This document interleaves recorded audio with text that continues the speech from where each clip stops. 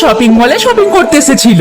একটা সুন্দর ড্রেস নিয়ে মা তার বেবিকে বলে, সোনা এই ড্রেসটা কেমন লাগছে, পার্টিতে কেমন লাগবে? বাচ্চাটি হাসছিল।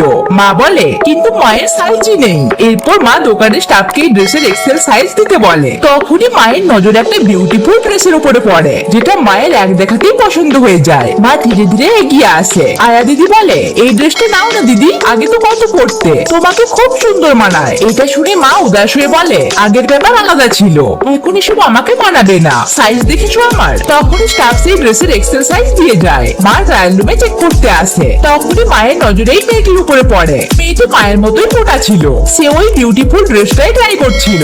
মা অবাক হয়ে বলে, তুমি কি সত্যি এটা কিনতে চলেছো? মেয়েটি অবাক হয়ে বলে, হ্যাঁ, কেন, আমাকে ভালো লাগছে না? মা বলে, না ওটা বলছি না, কিন্তু এমনটাও তো লাগা উচিত নয়। মেয়েটি চুপ হয়ে যায়। এরপর বলে, তুমি জানো কিছু মাস আগে আমি মা হয়েছি প্রথমবার, আর আমি একদম শিওর ছিলাম